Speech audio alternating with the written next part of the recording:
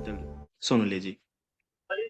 वंदामी भंते जी। मंगलो बोलिए।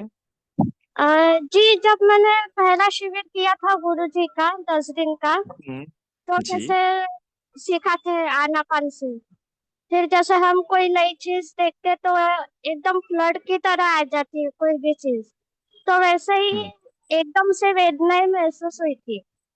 और उसके बाद जब अभी 3 दिन का शिविर किया रिवीजन के लिए, तो मतलब ज्यादा संवेदनाएं महसूस ही नहीं हो रही है। जैसे कि आपने बताया कि वेदना दिखती नहीं है काया में, तो वो कैसे मतलब आगे नहीं, कैसे बढ़ूं समझ में नहीं आ रहा है।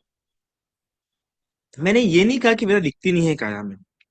मैंने ये शब्द नहीं कहा कि वेदना नहीं दिखती काया में, वेदना है काया में। काया में भी, पर वो कायिक सुखद वेदना या मानसिक सोमनस वेदना है, ये इसका परख होना आवश्यक है। ठीक है। और फिर से वही संवेदना वाला खेल, क्यों आपको संवेदनाएं देखना है? आप जो संवेदना, वो गलत है, संवेदना देखनी नहीं है। आपने उस काया को क्यों नहीं देखा कि मेरी काया अभी इस स्थिति में है, ना सुखद ना दुखद? इस ये सेंटेंस क्यों नहीं बोला आपने खुद को? जरूरी है आपको संवेदना मिले हमेशा? क्या हमेशा काया में सुख उत्पन्न होते रहेंगे, हमेशा काया में दुख उत्पन्न होते ही रहेगा? वो देखिए ना कि मेरी काया फिलहाल असुखद अदुखद अवस्था में है। इसलिए यही गड़बड़ हो जाती है कि वेदानुपश्ना, स्पेशली गुरु जी की विपश्यना करने वाले क्या होते हैं, एक उनको हैबिट गिर जाती है कि काया पे कुछ तो भी देखते रहे, कहीं तो भी चचुराहट टुपराहट कुछ तो भी होते रहे काया पे। ये बड़ी गंदी हैबिट गिर गई है। गोयनका जी की विपश्यना के जो विपाशक है, जो जो साधक है, उनमें ये हैबिट बहुत गंदी हो गई कि वो बस कायम देख रहे जाते हैं, कहीं तो कुछ तो हो। अरे ये क्या लगा के रखा है? अरे कहीं कुछ तो ऐसा नहीं रहता है ना। आप पूरी काया को भी देखो कि पूरी काया में कुछ भी नहीं हो रहा है, असुखद अदुखद अवस्था में मेरी काया। अरे वाह, ये तो अच्छी बात है ना। तो जब कहीं कुछ नहीं हो रहा, तब सिर्फ इतना देखो कि मेरी पूरी काया को देखो, बैठी हुई बैठा हुआ जो पोस्चर है। इसलिए जब सती प्रस्थान शुरू करे, सती प्रस्थान में सबसे पहले खाईते पीते सोईते वो जो सिखाया था ना कि भैया मेरी भी बैठी हुई काया है, मेरी खड़ी काया है। तो जब कुछ नहीं हो रहा है, जब कोई संवेदना नहीं हो रही, तब आपको इस तरह की विपश्यना करनी है कि ना सुखद ना दुखद ऐसी अवस्था में मैं बैठा हूं, या ऐसी अवस्था में मैं खड़ा हूं। ये देखना ही विपश्यना है। सब संवेदना, वो जो जो संवेदना, जो चुचराहट पुरपराहट उसराहट, हाँ स्पर्श हाँ, नहीं नहीं। आप जो कह रहे हो समझ गए आप मैं क्या बोलना चाह रहा वंदा में आदरणीय बनती जी। हूँ? मंगलो बोलिए। हाँ। ना, जब हम विवेचना करते हैं तब नाम रूप से अलग करके कैसे देखना है? क्या बोले आपने? फिर नाम से और बोलिए। रूप जब हम देखते हैं, ऑब्जर्वेशन करते हैं, तो नाम और रूप ये अलग अलग करके कैसे देखना है? नाम और रूप, सबसे पहले आपको पता होना चाहिए कि मैं भी काया को देख रहा हूँ। अब मैं जब काया को देख रहा हूँ तो मुझे कायिक सुखद दुखद असुखद अदुखद, यही तीन में से कोई एक वेदना होंगी। इसके अलावा और कोई वेदना मुझे हो नहीं सकती, क्योंकि आप वेदना को देख रहे हैं, संज्ञा को नहीं देख रहे, संस्कारों को नहीं देख रहे, कुछ नहीं देख रहे, सिर्फ काया को देख रहे हैं। काया में सुख दुख असुख अदुख को देखना है। सिर्फ यही आपको जानना है। जब मन के विचार उसमें लग गए या मन की कुछ भावना लग गई, तब जान गए तो नाम को देख रहा है। अब उसके लिए आपको पंचस्कंद क्या है वो अच्छा। समझना जरूरी है, कि वेदना क्या है, संज्ञा क्या है, ये इसकी परिभाषा आपके पास होना जरूरी है। संज्ञा की परिभाषा होना जरूरी है, वेदना की परिभाषा होना जरूरी है, संस्कारों की परिभाषा होना जरूरी है, इवन रूप की भी। आपको कहते हैं नाम और रूप का अलग देखना है, तो रूप क्या है, किसे रूप कहते हैं, किस किस को रूप कहेंगे और कहाँ तक रूप कहेंगे। अगर ये क्रॉस हो गई तो उसे रूप नहीं कहेंगे। जैसे कि आपको पता लग जाता ना कि किस प्रकार के शब्द चापलूसी के शब्द है, किस प्रकार के शब्द गुस्से के शब्द है, किस प्रकार के शब्द ईर्ष्या के शब्द है, किस प्रकार के शब्द टॉन्ट वाले शब्द है, पहचान लेते ना आप लोग। है तो सभी शब्द। तो इसी यानी कि प्रकार पांच के कौन सा रूप? पांच सेंस के, हाँ, क्या पांच बोले? सेंस जो रहेंगे अपने उसको हम रूप कहेंगे। जो पांच ज्ञानेंद्रिय पांच है उसको सेंसेस के हम रूप कहेंगे। प्रसाद, प्रसाद सॉरी, रूप बोला सिक्स गया। सिक्स सिक्स हाँ, सिक्स सिक्स में नहीं, सिक्स सिक्स में छह जो पांच ज्ञानेंद्रिय। सेंसेस है वो फाइव सेंसेस में जो प्रसाद है, उनका प्रसाद रूप, जहां पे सेंस एग्जिस्ट करते हैं वो। काया विज्ञान नहीं है रूप। ठीक है, चक्षु विज्ञान नहीं है रूप, चक्षु रूप है, काया रूप है। तो ये भी पता होना जरूरी है कि किसे आप रूप कहेंगे, किसे रूप नहीं कहेंगे। कई सारे लोग काया विज्ञान को रूप मत समझो, काया रूप है। तो ये भी पता होना जरूरी है कि रूप क्या है और रूप कहाँ तक के रूप है। किसके आगे रूप नहीं बोलेंगे, इसकी परिभाषाओं का ज्ञान होना बहुत जरूरी है। अब हम साइकोलॉजी भी जब पढ़ाते हैं तो हम वही बोलते हैं कि आपकी थेरोटिकल अंडरस्टैंडिंग इमोशनल अंडरस्टैंडिंग कितनी है, आप अपने इमोशन को रिकॉग्नाइज कर पाते हैं कि नहीं। दूसरी प्रकार काया पे होने वाले सारे भावों को रिकॉग्नाइज करने के लिए, जानने के लिए आपको पता होना चाहिए काया किसे कहते हैं, या काया में जो रूप बोला है उस रूप, वो क्या क्या रूप है, किसे किसे रूप कहेंगे और किसे रूप नहीं कहेंगे। जब आपका इसका नॉलेज आएगा तब जाके आप देख पाएंगे। मैं भी कितना ही बताऊं आपको कि ये सुखद वेदना है, ये कायिक सुखद वेदना है, ये रोमांचिक सुखद वेदना है, आप नहीं अंतर कर पाएंगे कि आपको पता ही नहीं काया क्या है।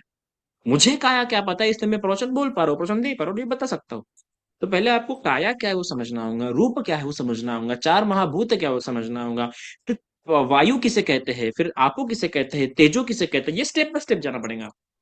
ऐसे एक के बाद एक जानना पड़ेगा, तब जाके आपकी विपश्यना अच्छी होंगी। वंदना बंटी जी। हाँ, मंगल मंगल बोले। हाँ, मेरा सवाल ध्यान से रिलेटेड नहीं है। मेरा सवाल ये है कि बंटी जी, कि आप जब सामने बन जाते हो तभी गुरु बनाते हैं, उपसंपदा संपदा होती है तभी गुरु बनाते हैं। तो उपासकों के लिए गुरु कैसे बनाया जाए, ये सवाल मेरे मन में आज उपासक के लिए संघ ही बहुत उनका गुरु है। संग ही है। संघ सबसे पहले भगवान भगवान उनके गुरु है, और भगवान ने जो संघ देके गया वो संघ उनके मार्गदर्शक है, नर्स की तरह। ठीक है, दूसरी बात, जिनसे हम धर्म में आते हैं, जिनसे हमें धर्म सुनना प्रिय लगता है, वो भी हमारे गुरु है।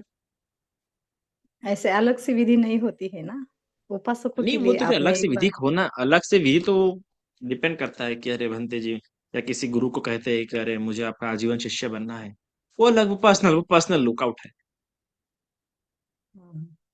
मैंने आज आज आर्य आप, जी से सुना कि गुरु होना बहुत जरूरी है, तो मेरे मन में ये सवाल हाँ, आया। गुरु होना जरूरी है। भगवान ने कहा सनाथ होके विहरो, अनाथ होके मत विहरो, पर जो बुद्ध शासन में उनका बुद्ध धम्म संघ है, उनके गुरु है।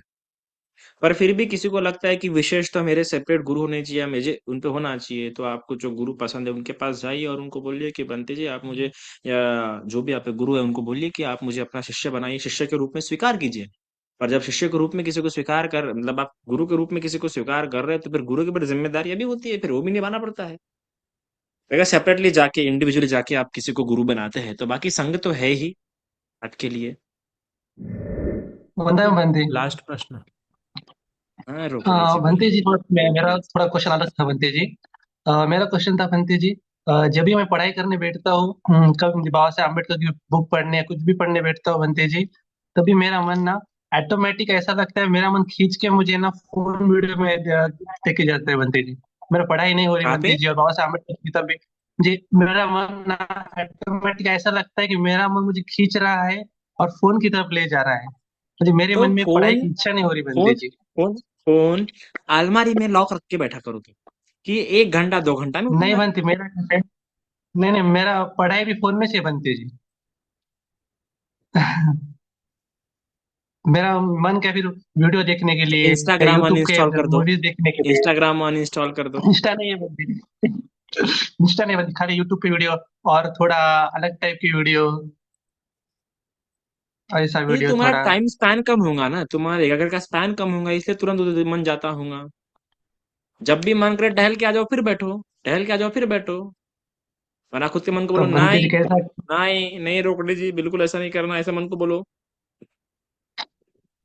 हो रहा है बनते कि मुझे कैसा और मन में क्या बोलते हैं उसको, डिप्रेशन टाइप की इच्छा शक्ति कमी हो रही है, बाहर जाने की भी तो इच्छा नहीं हो रही बनती जी, थोड़ा डिप्रेशन टाइप की क्या इच्छा उम्र नहीं है है, ऐसे आपकी? टाइप का रहता क्या उम्र है आपकी? है। 22 साल है।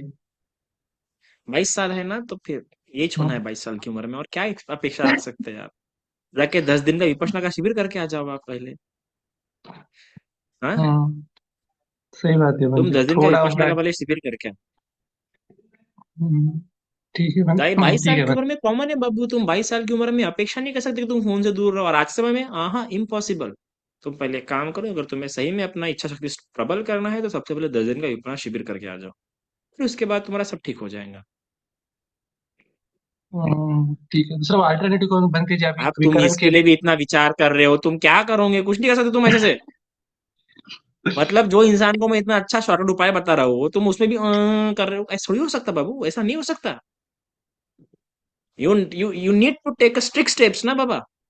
अगर हमसे नहीं हो रहा, हम प्रयास नहीं करे, तो देन वी नीड आइसोलेशन भैया। और आइसोलेशन सबसे अच्छा विपश्यना का, वैसे 2 काम हो जाएंगे, तो मेरा धर्म भी हो जाएगा, विपश्यना भी हो जाएंगे, और क्या करा 3 काम हो जाएंगे, एकाग्रता भी हो जाएंगी। कोई स्ट्रिक्ट स्टेप लेने पड़ते हैं ना, बुद्ध ने भी स्ट्रिक्ट स्टेप लिए थे ना, अपने घर छोड़ दिया, फिर एकदम ये कह दिया कि नहीं बाबा, खाना छोड़ दिया, फिर खाने के बाद तो फिर जंगल में चले गए, फिर जंगल के बाद तो नहीं, मेरा खून भी सूख जाए, तो ऐसा पराकाष्ठा तक गए ना, वो पराकाष्ठा तक तुमको जाना पड़ेगा, पराकाष्ठा तक। ठीक है।